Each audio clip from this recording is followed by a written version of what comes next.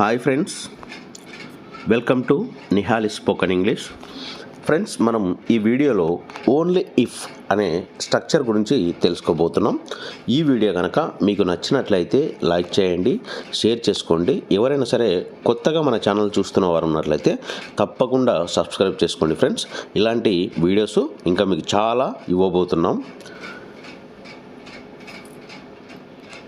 Only if అనే స్ట్రక్చర్ను మనం ఎలాంటి సందర్భాలలో ఉపయోగిస్తామంటే, మనం మాట్లాడే మాటల సందర్భాలలో ఒక పనిని చేయాలనుకుంటేనే మరొక పనిని చేయండి అని చెప్పే సందర్భంలో ఓన్లీ ఇఫ్ను ఉపయోగిస్తూ ఉంటాము.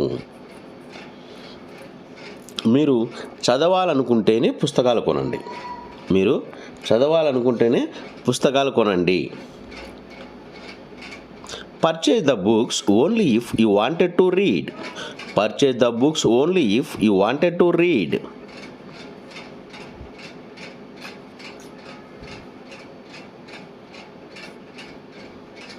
మీరు అతనికి చెప్పాలనుకుంటేనే అతన్ని ఇక్కడికి పిలవండి. Call him here only if you wanted to tell him.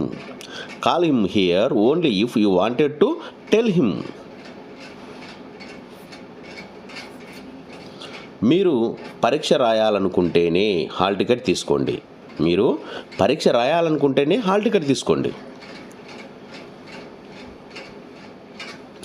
Take the hall ticket only if you wanted to write the exam. మీరు తిరిగి చెల్లించాలి అనుకుంటేనే లోన్ తీసుకోండి. Take the loan only if you wanted to repay it. మీరు ఆమెని కలవాలి అనుకుంటేనే అక్కడికి వెళ్ళండి.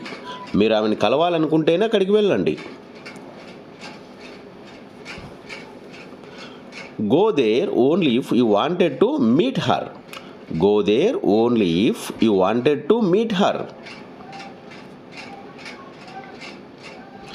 Thanks for watching this video, guys. Okay friends, ఈ వీడియో కనుక మీకు నచ్చినట్లయితే లైక్ చేయండి, షేర్ చేసుకోండి, తప్పకుండా సబ్స్క్రైబ్ చేసుకోండి. ఇలాంటి మంచి వీడియోస్ కావాలనుకుంటే మన ఛానల్ని తప్పకుండా సబ్స్క్రైబ్ చేసుకోండి. ఫ్రెండ్స్, ఇంకా బోలెడన్ని స్ట్రక్చర్స్ను మీకు ఇవ్వడానికి ప్రయత్నిస్తాము.